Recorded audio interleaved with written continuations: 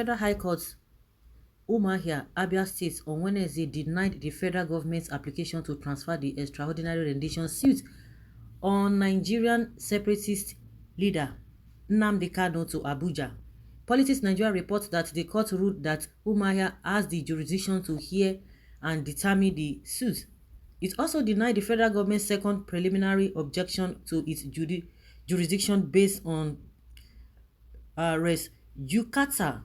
The court held that the Abia State High Court judgment on January 19, 2022 was specific to the 2017 military invasion of Kanu'S home, not the 2021 extraordinary rendition. There was heavy presence of armed security operatives around the premises of Federal High Court Umuahia as the court held. Kanu had, through his special counsel, Barrister Aloy Ejimako, sued the Federal High Court or the federal government, challenging his arrest and transfer from Kenya. Ejimako asked the Nigerian government to return his client to Kenya, where he was arrested, or the United Kingdom, his country of abode. So guys, don't forget that this same Federal High Court in Umuahia has discharged and acquitted Nnamdi Kanu based on this he jumps bail, he did not jump bail. So it's a different case altogether. You see how Malami is trying to model the whole thing together. They have discharged him and acquitted him, and the federal government was supposed to pay him 20, I don't know whether 20 billion naira or so, but it was supposed to be paid money. And the Nigerian army at that time said, oh, that they are not even, that they need to look, or they needed to look into the matter, that they were going to study it. Till today, we didn't hear anything from them. That is to tell you that they know exactly what they are doing. But it's Malami that is just bringing everything together. You see all the people that are working under this Buhari, all of them are afraid. You can imagine the retired general, the army general that just retired, Nenche. From all indications, he knew he was lying, but because he had to be loyal to the authority, and who is the authority happens to be Malami and Buhari, and he was saying all manner of things. The other thing will still come back and haunt them. It will come back and haunt them, and that is why the fight against insurgency in this country is going nowhere. It's not even yielding any positive results. Now, the man has won them in all fronts, in all sides. He has won them, but they don't want to agree. But what happened to Pharaoh will happen to them if they don't advise themselves, if they don't respect themselves. What will it take from them? It's not going to take anything. The man has been discharged and acquitted. Now, because they don't want to come to the round table and have a dialogue, that is what they are avoiding. Because all this whole thing that they are dragging here and there, it's just a simple thing, but because of wickedness, because of hatred, because of selfishness, that is why they are trying as much as possible to make sure that they put this man behind bar. But thank God it is not even other countries that is handling this case. It is them. It is not even other people from the opposition. They are the ones in charge. Yet the man is still winning them. A lot of people do quote Nnamdi Kanu saying that even in their own courts, he will win them, and it has happened. Almost all the things the man said has happened. Almost everything. The man has been discharged because that is what the area.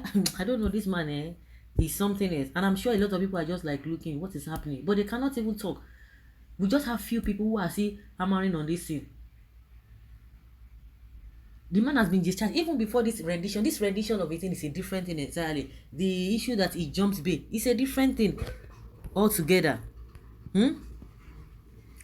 Well, let them continue. If they don't want what happened to Pharaoh happen to them, let them continue. Do you expect any judge to rule in favor of federal government in Southeast with unknown gunmen lurking in the nearby forest waiting for them in Abuja? Okay, the one way they do for Abuja, who come do am? Laughing. Fall down so many times, laughing. This guy, you are funny. Of course, it's really funny. So the judgment that set him free, discharged and acquitted him, was it done in Umuahia? Did the federal government warn for Abuja? Can you imagine? They don't get brain. Not going anywhere. Nnamdi is wanted criminal and have a prison sentence hanging on his head for calling Biafra a separatist state. That is to your own level of understanding. I don't even think this person writing this rubbish understand what he say. The federal government, with whoever that arrested and brought Nnamdi Kanu to Nigeria from Kenya, acted against the law. The procedure is there for them to follow, but they did otherwise because of wickedness. It is also ESN that compelled the federal government of Abuja to discharge, acquit, and drop all charges against him, right? This one is responding to that one who says because it is in Humaya. Nigeria is a corrupt and lawless country. Federal government, Malami and Buhari will continue to disgrace themselves because of Nnamdi Kanu's case. The federal government is losing in Abuja and in Abia, yet they are still bragging about without any evidence to back up their claim. What a country. Malami is bereft of any charges again, but he's looking for anything at all. I'm sure he's going to, if care is not taken, he's going to link X-Men with Nnamdi Kanu, or Boko Haram with Nnamdi Kanu. All the civil apparatus in Nigeria should resist all form of Fulani attack of non-Fulani people.